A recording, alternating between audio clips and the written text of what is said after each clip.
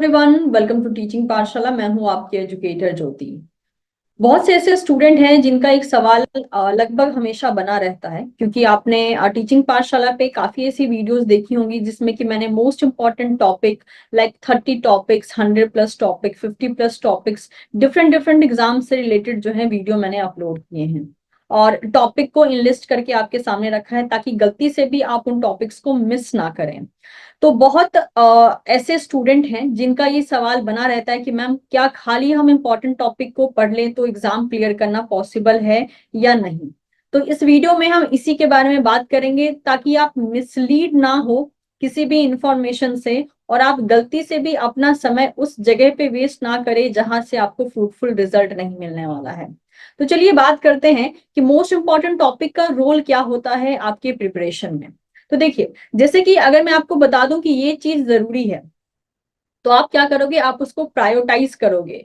मतलब कि आप उस चीज को या आप उस टॉपिक को सबसे पहले रखोगे या स्टार्टिंग की लिस्ट में रखोगे और आपके ये दिमाग में रहेगा कि अगर ये बहुत जरूरी टॉपिक है तो इसको कभी भी मैं मिस ना करूं। मोस्ट इंपॉर्टेंट टॉपिक का रोल क्या होता है कि गलती से भी आपसे वो टॉपिक रिवीजन टाइम में या प्रिपरेशन टाइम में स्किप ना हो, क्योंकि वो टॉपिक सीएसआईआर का लाइमलाइट लेते हैं। यानी सीएसआईआर उन टॉपिक से रिलेटेड हर साल सवाल पूछ रहा है। लेकिन अगर आप सेलेक्टिव स्टडी करते हो, जो कि आज की डेट में बहुत डेंजरस है, सेलेक्टिव स्टडी आपको कहीं लेकर नहीं जाएगी, क्योंकि आजकल जो क्वेश्चन आ रहे हैं वो आ रहे हैं इंटरमिक्स होके। इनफैक्ट टॉपिक को भी मिक्स कर दिया जा रहा है और साथ ही साथ यूनिट्स को भी मिक्स कर दिया जा रहा है। इन दैट केस अगर आप मान लीजिए कि स्पेसिफिक स्टडी कर रहे हैं कि हाँ, यूनिट 1 से अगर 5 इंपॉर्टेंट टॉपिक है तो मैं सिर्फ वही 5 पढ़ूंगा। व्हाट इफ अगर आपने वो 5 टॉपिक पढ़ा है, उस टॉपिक को लेकर किसी एक अनवांटेड टॉपिक से कनेक्ट करके दे दिया गया तो आप उस क्वेश्चन को सॉल्व नहीं कर पाएंगे। तो सेलेक्टिव स्टडी क्या करेगी, सेलेक्टिव स्टडी अगर आप उसको एग्जाम को क्लियर करने के लिए टारगेट कर रहे हैं तो वो आपकी किसी तरीके से मदद नहीं करेगी। मैक्स टू मैक्स जो है आप 40 to 50 मार्क्स स्कोर कर लेंगे, लेकिन उससे ज्यादा आगे आप नहीं बढ़ पाएंगे। तो मोस्ट इंपॉर्टेंट टॉपिक का आपकी लाइफ में रोल यही होता है कि जो भी आप पढ़ रहे हैं उसमें आपको पता हो कि जरूरी क्या है, कम जरूरी क्या है और किसको मैं छोड़ सकता हूँ। ठीक है, लेकिन कभी भी सिर्फ और सिर्फ मोस्ट इंपॉर्टेंट टॉपिक पे रिलाई करके बाकी सारे के सारे सिलेबस को स्किप नहीं किया जा सकता। ये डेंजरस हो सकता है, वो भी आज के टाइम में जब सीएसआईआर इंटर मिक्स करके क्वेश्चन दे रहा है। इन दैट केस आपको कभी भी जो है बहुत ज्यादा सेलेक्टिव स्टडी नहीं करना चाहिए। आपको डीप बेसिस पे चलना है, सारे मोस्ट इंपॉर्टेंट टॉपिक को अपनी प्रिपरेशन में ऐड करते हुए चलना है। और इतना ही नहीं, मोस्ट इंपॉर्टेंट टॉपिक आपको ये भी बताते हैं कि जब एग्जाम पास में हो तो कौन से टॉपिक पे आपका मल्टीपल टाइम इनकाउंटर होना चाहिए और कौन से टॉपिक को आप 1 से 2 बार पढ़ के भी लीव कर सकते हो।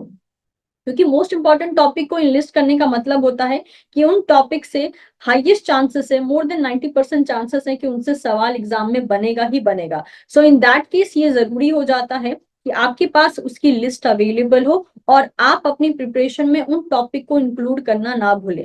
लेकिन काफी ऐसे बच्चे हैं जिनको लगता है कि नहीं, मोस्ट इंपॉर्टेंट टॉपिक को कर लिया तो एग्जाम क्लियर हो जाएगा। रेयरेस्ट ऑफ रेयरेस्ट केस में, इन केस अगर आपका मोस्ट इंपॉर्टेंट टॉपिक से एग्जाम क्लियर भी हो जाता है तो सबसे बड़ी दिक्कत पता है क्या आएगी, कि आप एग्जाम तो क्लियर कर लेंगे, मे बी आप जेआरएफ क्लियर कर लेंगे, लेकिन उस जेआरएफ का करेंगे क्या। क्योंकि जब आप इंटरव्यू पैनल में पहुंचेंगे तो वहां पे सेलेक्टिव बेसिस पे या फिर जो चीजें आपने पढ़ी है खाली उस एरिया से तो सवाल पूछे नहीं जाएंगे। आपके पास अगर ओवरऑल नॉलेज नहीं रहा, जो कि आप तभी इकट्ठा करते हैं जब आप प्रिपरेशन कर रहे होते हैं, तो जब आपके पास ओवरऑल नॉलेज नहीं रहेगा तो आप किस तरीके से इंटरव्यू पैनल को फेस करेंगे। और अगर इंटरव्यू पैनल आप फेस नहीं कर पाए, इंटरव्यू क्लियर नहीं कर पाए, तो वो जेआरएफ का क्या फायदा होगा अगर आप उसको कहीं पे जाके एक्टिवेट नहीं करवा पाएंगे, उस फेलोशिप को कहीं एक्टिवेट नहीं करवा पाएंगे।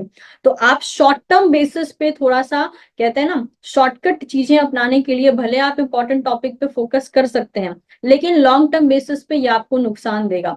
कभी भी हम लोग किसी भी एग्जाम से रिलेटेड इंपॉर्टेंट टॉपिक बताते हैं जस्ट बिकॉज कि हम चाहते हैं कि वो टॉपिक आपसे गलती से भी मिस ना हो, बट दैट डजंट मीन कि बाकी जो टॉपिक हम नहीं बता रहे हैं उसको छोड़ देना है। बिल्कुल ऐसा नहीं करना है। किसी भी एग्जाम के लिए जब बताया जाता है तो मोस्ट इंपॉर्टेंट टॉपिक का रोल यही होता है कि वो आपके प्रिपरेशन में एड ऑन हो जाए और बाकी सब जो आप पढ़ रहे हो उसको पढ़िए, लेकिन उस पर फोकस ज्यादा कीजिए, उसको गलती से भी छोड़ के नहीं जाना है। तो ये डिफरेंस होता है। तो गलती से भी आप मोस्ट इंपॉर्टेंट टॉपिक को अपने फाइनल प्रिपरेशन के लिए ये मत सोचिए कि नहीं खाली मोस्ट इंपॉर्टेंट टॉपिक पढ़ लिया मेरा एग्जाम क्लियर हो जाएगा। अगर बाई चांस हो भी जाता है, जो कि रेयरेस्ट केस है, तो उस केस में आप इंटरव्यू पैनल को फेस नहीं कर पाएंगे, इंटरव्यू क्रैक नहीं कर पाएंगे, फिर जेआरएफ का कोई फायदा नहीं होगा। वो बस आपके नाम के आगे जेआरएफ लगा के रखेगा, लेकिन क्योंकि आपकी आपने वो नॉलेज इकट्ठा ही नहीं की है जो एक स्टूडेंट प्रिपरेशन टाइम में इकट्ठा करता है।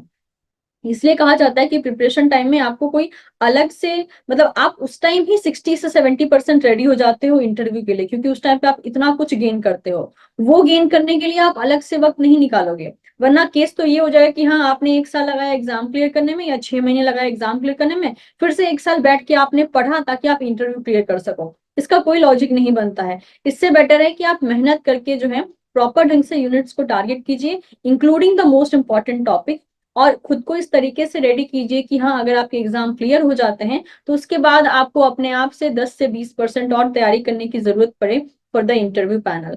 तो मैं आशा करती हूँ कि आपको ये चीज क्लियर हो गई होगी, खाली मोस्ट इंपॉर्टेंट टॉपिक पे टारगेट करने से आपको क्या नुकसान हो सकते हैं, और मोस्ट इंपॉर्टेंट टॉपिक को अपनी प्रिपरेशन में इंक्लूड करके आप बेनिफिट कैसे ले सकते हैं। ध्यान रखिए कभी भी मोस्ट इंपॉर्टेंट टॉपिक आपको आपके स्कोर को सिक्योर करने में मदद करते हैं। जैसे कि मैं अगर आपको कहूं कि रामाचंद्रन प्लॉट से सवाल आ सकता है, हार्डी विंगबर्ग से सवाल आ सकता है, एग्रोबैक्टीरियम से सवाल आ सकता है, तो ये जो मैं बात कह रही हूँ ये आपको ये चीज बताइए कि अच्छा ये 3 टॉपिक को मैं अगर अच्छे से तैयारी करता हूँ तो इन तीनों टॉपिक से मेरे नंबर कहीं नहीं जाने वाले हैं, मैं इन टॉपिक से अपने मार्क्स को सेव कर सकता हूँ। तो मोस्ट इंपॉर्टेंट टॉपिक इसी तरीके से आपकी प्रिपरेशन में आपके नंबर को सेफ साइड में ले जाने में मदद करते हैं। ना कि मोस्ट इंपॉर्टेंट टॉपिक का किसी भी तरीके से ये इंटेंशन नहीं होता कि हाँ आप सिर्फ उन्हीं को पढ़िए बाकी सबको छोड़ दीजिए, नहीं। मोस्ट इंपॉर्टेंट टॉपिक का बस रोल यही होता है कि वो आपकी प्रिपरेशन में आपके मार्क्स को फिक्स करते जाते हैं। उम्मीद करती हूँ कि अगर आप किसी भी तरीके से मिसलीड हो रहे थे कि खाली इंपॉर्टेंट टॉपिक करने से हो जाएगा, तो ऐसी गलती मत कीजिए, क्योंकि भले वो आज आपको आराम दे देगी लेकिन कल जाके जो है इन केस अगर आप एग्जाम क्लियर भी कर लेते हो, जो कि बहुत रेयर केस है, तो वो उस नॉलेज का आप इस्तेमाल बहुत लंबे टाइम तक बहुत लंबी दौड़ में जो है नहीं कर पाएंगे। ठीक है, तो मैं उम्मीद करती हूँ कि ये इन्फॉर्मेशन आपके लिए यूजफुल रहा होगा। इन्फॉर्मेशन यूजफुल लगा हो तो आप वीडियो को लाइक कर सकते हैं। उम्मीद करती हूँ ये सजेशन आप लोग के लिए यूजफुल रहा होगा। So see you soon in the next session, and don't forget to subscribe Teaching Parshala for more such video updates. Thank you so much everyone. We'll see you soon in the next session.